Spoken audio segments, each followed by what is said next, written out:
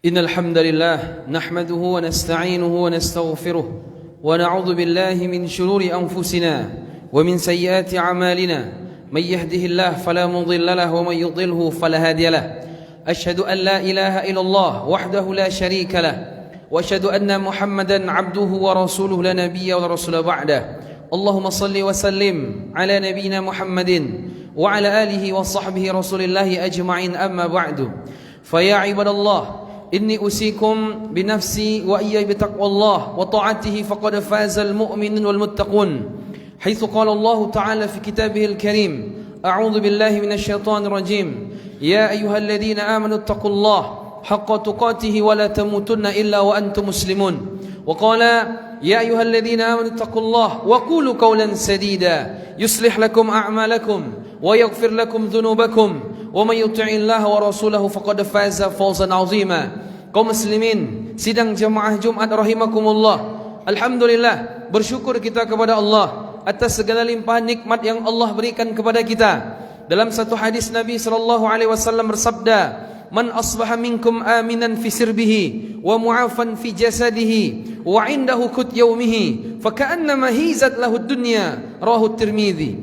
Siapa yang di antara kalian pagi harinya dia merasakan nikmat aman, kemudian dia merasakan sehat badan dan ada yang dimakannya di hari itu, maka seolah-olah semua dunia dikumpulkan kepada dia. Allah berikan kita nikmat aman, Allah berikan kita sehat, Allah berikan kita nikmat makan. Maka kaum muslimin sidang jamaah Jumat rahimakumullah, itu di antara nikmat-nikmat. Dan ada nikmat yang lebih besar lagi Allah berikan kepada kita siang hari ini. Tidak sembarang orang Allah berikan nikmat itu kepadanya.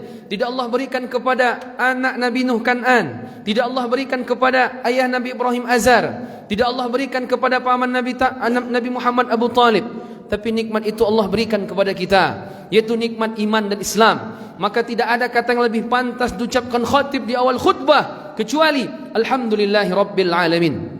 Salawat dan salam semoga tercurah kepada baginda Rasulullah Muhammad sallallahu alaihi wasallam. Banyak kita berselawat kepada beliau. Dalam satu hadis Nabi sallallahu alaihi wasallam bersabda, "Man shalla alaihi wahidah, sallallahu alaihi asyra." Siapa yang berselawat kepadaku satu kali, maka Allah akan berselawat kepadanya 10 kali. Al-bakhil, orang pelit, man dzukirtu indahu falam yusalli alayya, orang yang ketika namaku disebut lalu dia tidak berselawat kepadaku.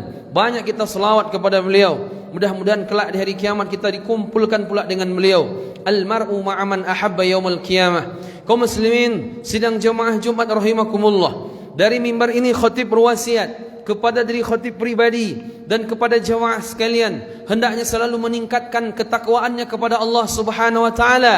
Karena Allah berfirman dalam Al-Qur'an, Allah katakan, "Wa tazawwadu fa inna khairaz zadi taqwa." Berbekallah, karena sebaik-baik bekal adalah ketakwaan kita kepada Allah Subhanahu wa taala.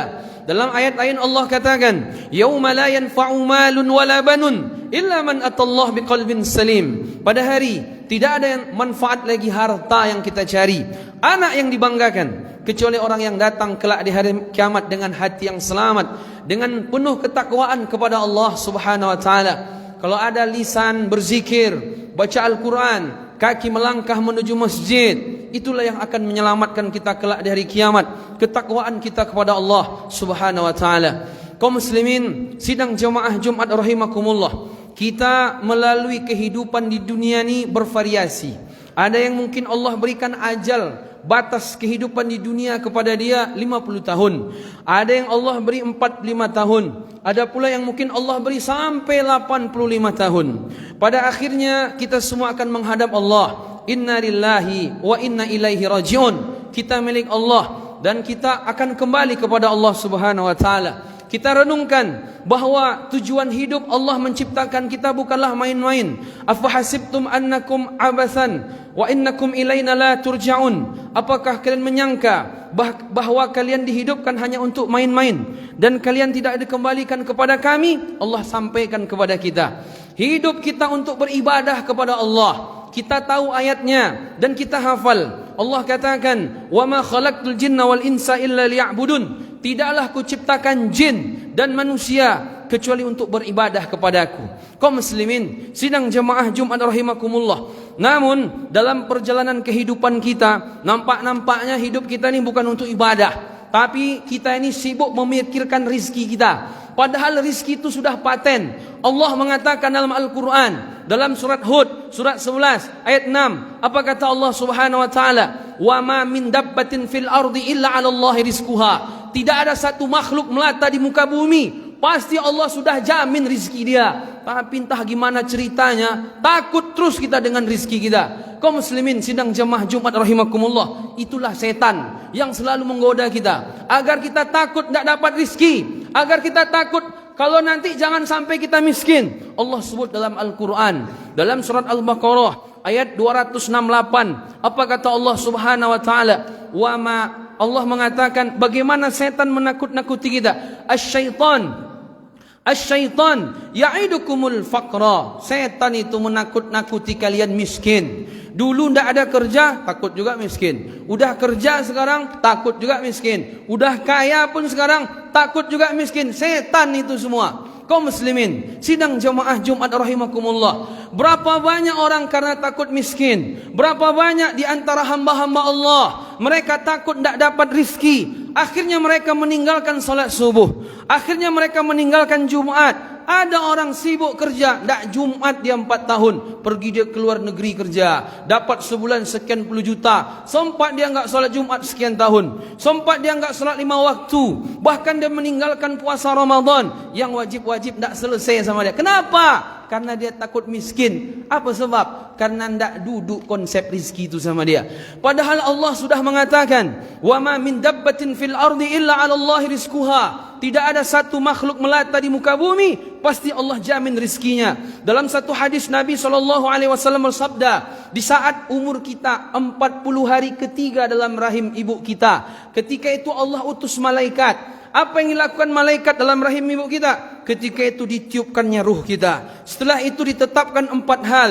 Bikatbi rizkihi, rizkinya. Wa ajalihi, ajalnya. Wa amalihi, apa saja kegiatannya. Wa amalihi, wa syakiyun au sa'idun. Kapan dia susah, kapan dia senang, kapan dia sedih, kapan dia bahagia. Semua sudah tercatat semua. Tak bisa kita elakkan. Tapi yang kita tetap ragu juga. Makanya kaum muslimin, dalam salah satu hadis Nabi SAW mengatakan dalam hadis yang sahih, "Lau anna ibna Adam farra min rizkihi kama yafirru minal maut, la adrakahu rizquhu kama yudrikuhul maut."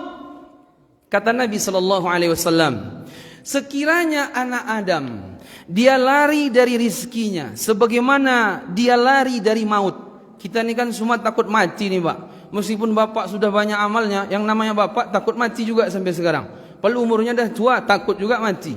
Kalau masih muda, takut mati wajar juga. Soalnya dia bilang, amal saya belum banyak.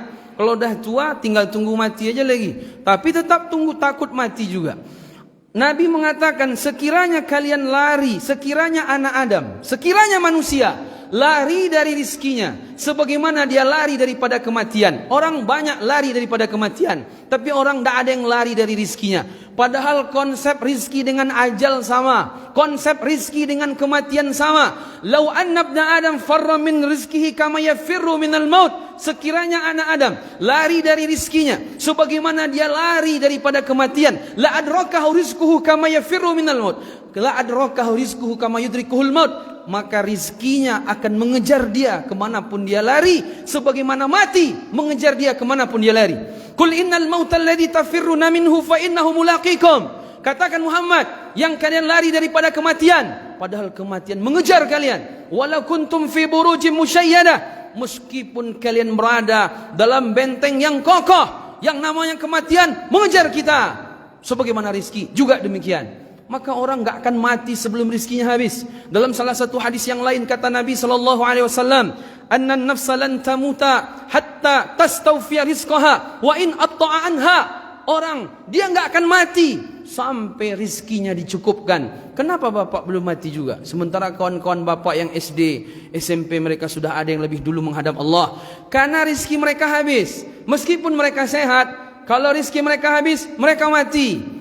Meskipun orangnya sakit-sakitan, kalau rezekinya nggak habis, dia nggak akan mati. Makanya dulu zaman salaf ada kisah menarik.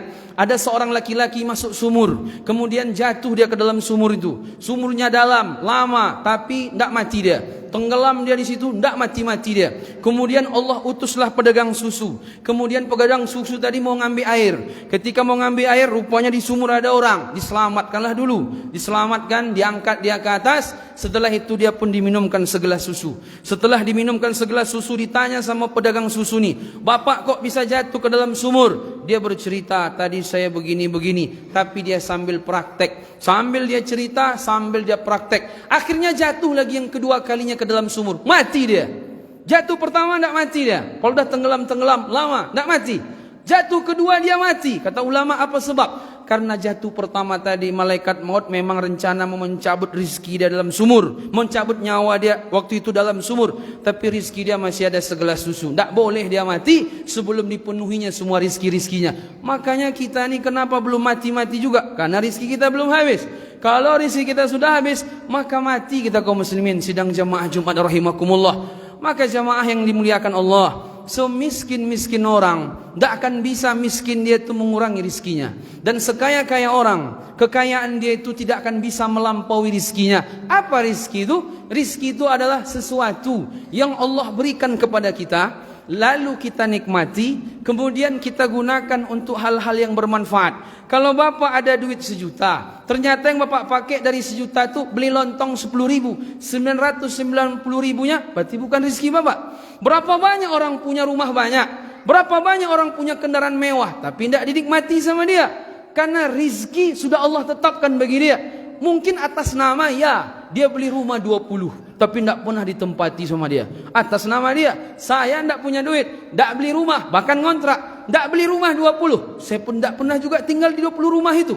Bapak yang kaya tadi juga demikian. Apa bedanya saya dengan dia? Dia tidak pernah tinggal di situ, saya pun tidak pernah tinggal di situ. Cuman bedanya atas nama dia. Besok kelak di hari kiamat dia akan dihisab oleh Allah karena atas nama dia. Maka kita ni kalau Allah banyakkan harta kita, kalau kita tidak gunakan untuk hal-hal yang sifatnya amal jariah, tidak usah banyak-banyak aset. Besok kelak di hari kiamat lama masuk surganya. Makanya kata Nabi SAW dalam salah satu hadisnya, bahwa orang miskin dengan orang kaya lebih dulu masuk surga orang miskin. Berapa jaraknya? Setengah hari. Binisfil yaum, setengah hari. 500 amin, 500 tahun. Kaum muslimin, sidang jamaah Jumat rahimakumullah, untuk sekedar punya rizki, tidak usah punya akal bisa. Karena kalau hanya hidup, kemudian kita punya akal, kita kembangkan akal nih, kita belajar, kemudian kita bekerja, setelah itu dapat rizki, setelah itu dapat gaji, kemudian makan, kalah kita sama hewan. Karena hewan tidak ada akal. Karena orang untuk punya rizki, untuk tidak usah punya akal pun bisa dia. Sebagaimana kucing. Kucing itu dia nggak ada akal, tapi rizkinya Allah jamin sama dia. Bahkan lebih banyak kadang-kadang rizki hewan daripada rizki kita manusia nih. Makanya yang membedakan kita sama hewan cuma satu, ibadah. Kalau cuman bab-bab rizki, kadang hewan lebih banyak daripada kita.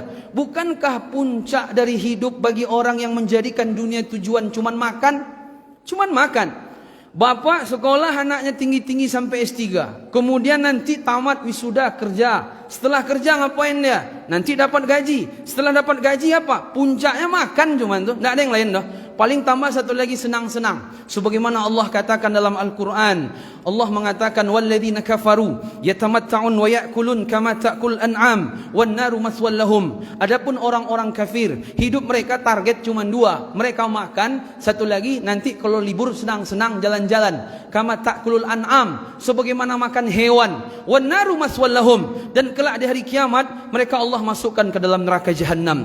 Maka kaum muslimin sidang jamaah Jumat rahimakumullah, terlalu tinggi untuk sekedar dapat jatah rizki kita tu punya akal. Orang gila ada rizki dia. Orang gila di kebun binatang, berapa banyak binatang nggak ada sekolah, memang nggak pernah sekolah dia. Berapa banyak mereka nggak jelas kerja dia, tapi rizkinya Allah jamin semuanya. Maka ketika kita dalam rahim ibu kita dulu 9 bulan 10 hari, kita tidak pernah mikir rizki. Ketika itu akal kita belum sempurna, fisik kita pun masih lemah, kita pun tidak tahu dan tidak pernah nampak dunia. Tapi di saat itu rizki Allah datangkan 9 bulan 10 hari. Lalu setelah kita lahir ke dunia, akal kita makin hari makin bagus, makin sempurna, dimasukkan ilmu-ilmu. Malah makin hari kita ni makin stres mikir rizki kita. Padahal berapa banyak orang berjuang mati-matian, tak kaya-kaya dia. Ada yang santai-santai, kaya dia. Ada juga orang berjuang mati-matian, kaya dia. Ada juga orang santai-santai, miskin dia. Ternyata usaha kadang-kadang mengkhianati hasil. Kadang-kadang juga sesuai dengan hasil. Kenapa demikian? Karena memang rizki sudah tercatat. Makanya dalam satu hadis Nabi SAW mengatakan, "Lau annakum kuntum tatawakkaluna 'ala Allah haqqa tawakkulih, la razaqakum kama yarzuqut tayr, taghdu khimasan wa taruhu bitanan." Dalam hadis riwayat Tirmizi, kalaulah kalian betul-betul tawakal maksimal 100% kepada Allah, maka Allah akan kasih kalian rizki sebagaimana rizki yang Allah kasih kepada burung. Pergi pagi perutnya kosong, pulang sore dia kenyang. Fa'tabiru ya ulil absar la'allakum turhamun.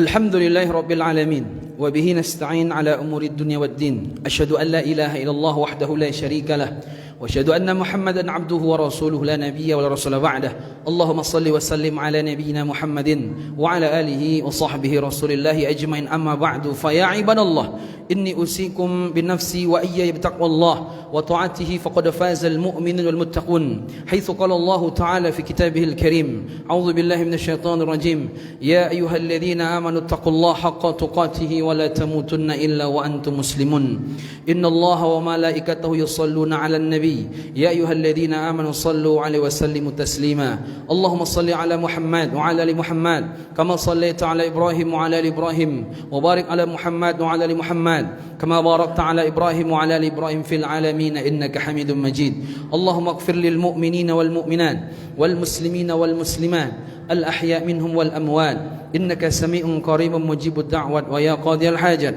ربنا لا تزغ قلوبنا بعد إذ هديتنا وهب لنا من لدنك رحمة إنك أنت الوهاب ربنا ظلمنا أنفسنا وإن لم تغفر لنا وترحمنا لنكونن من الخاسرين ربنا آتنا في الدنيا حسنة وفي الآخرة حسنة وقنا عذاب النار سبحان ربك رب العزة عما يصفون وسلام على المرسلين والحمد لله رب العالمين أقيم الصلاة